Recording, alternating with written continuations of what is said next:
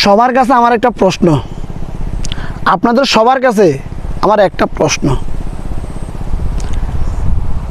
জাতীয় সঙ্গীতের রচয়িতা রবীন্দ্রনাথ ঠাকুর, ওনার জন্মসাল হচ্ছে 1861, ওনার মৃত্যুসাল হচ্ছে 1941 সাল, আর আমাদের বাংলাদেশ স্বাধীন হয় 1971 সালে।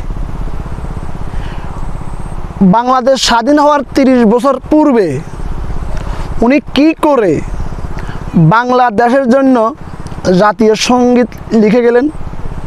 তিনি জানলেন কিভাবে 30 বছর পরে স্বাধীন একটি বাংলাদেশ হবে, তার জন্য অগ্রিম আমি একটি জাতীয় সঙ্গীত লিখে গেলাম? আমার প্রশ্ন, সবাই উত্তর দিয়ে যাবেন। আমার আরেকটা কথা হচ্ছে, জাতীয় সঙ্গীত যে আমার সোনার বাংলা আমি তোমায় ভালোবাসি, এটা যদি বাংলাদেশের জাতীয় সঙ্গীত হয়, প্রথম লাইন থেকে শেষ লাইন পর্যন্ত এই বাংলাদেশ শব্দটি এই জাতীয় সঙ্গীতে নেই কেন? এটা কী করে সম্ভব? আমার দেশের জাতীয় সঙ্গীত, আমার দেশের জাতীয় সঙ্গীতে আমার দেশের নামটি পর্যন্ত নেই। হাস্যকর, ব্যাপারটি আসলে হাস্যকর।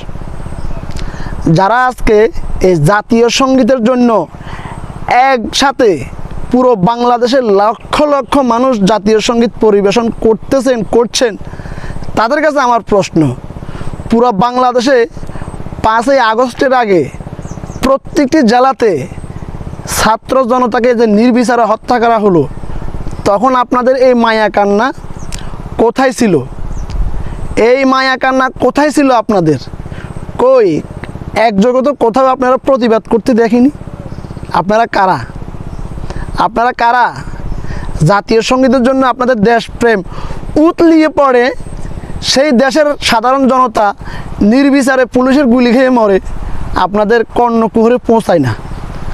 সুশীলগিরি ছাড়েন, পিঠের চামড়া থাকবে না, পিঠের চামড়া থাকবে না, বুঝতে পারছেন? পিঠের চামড়া থাকবে না ইনশাআল্লাহ।